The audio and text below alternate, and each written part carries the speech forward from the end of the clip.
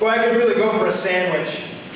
I love sandwiches. Ham salad, peanut butter, turkey and lettuce, hamburgers, and even Oreo cookies. Come on, it's America's favorite sandwich cookie. I love all the sandwiches. And you know, St. Mark has a sandwich for me today. Not for my stomach, but for my soul. Mark the Evangelist likes sandwiches.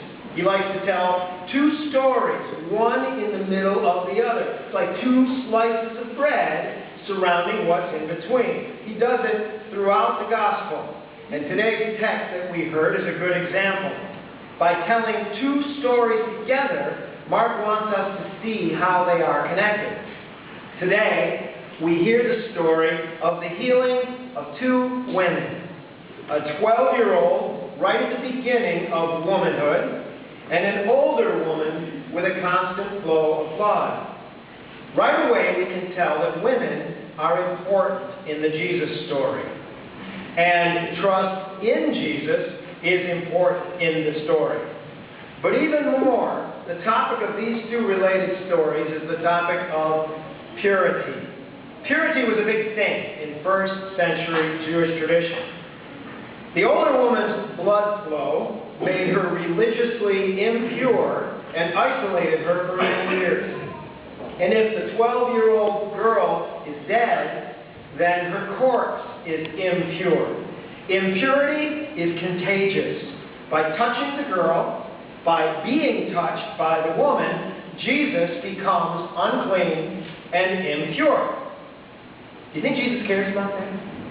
I mean, he was a faithful Jew all his life, no doubt about that. But he certainly had an argument with the religion of his time. And it was all about this very issue of purity and uncleanness.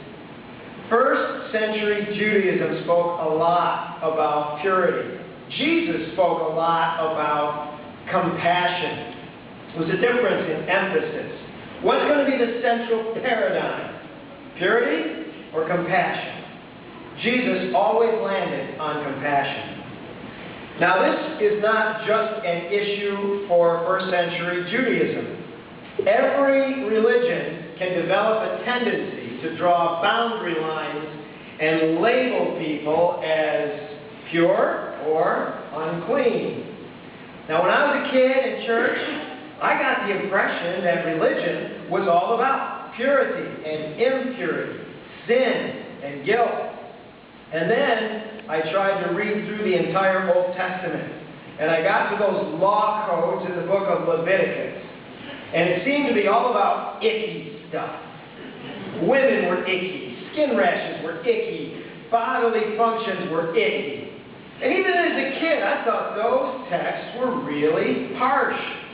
And it also struck me that whoever put those texts in the Bible thought women were icky. This turned me off. See, I was pretty sure that girls were not icky. When I was a boy, I liked girls a lot. I never even considered becoming a priest because in my church, priests were supposed to stay celibate and single. I liked girls, and I was pretty sure I didn't want to be single. I knew I wanted a girlfriend, and I knew eventually I would want a wife. Women are not icky, in spite of what the biblical law codes imply. Purity is not to be central in the life of God's people. If we're going to be faithful to the vision and the practice of Jesus, then compassion will trump purity every single time. Mark sandwiches two stories for us today. They're both about women. They're both about purity coming in second place to compassion. And they're both touching stories. Our heartstrings are touched when a desperate father finds his ailing daughter brought back from death. Our heartstrings are touched when a woman who's been impoverished and isolated by an illness for so many years is healed and blessed. They're touching stories in that sense. But you know, they're also touching stories because of physical touch. The bleeding woman touches Jesus, and he feels it. The dead girl is touched by Jesus, and she feels it. The loving, faithful touch of a human hand is life-giving.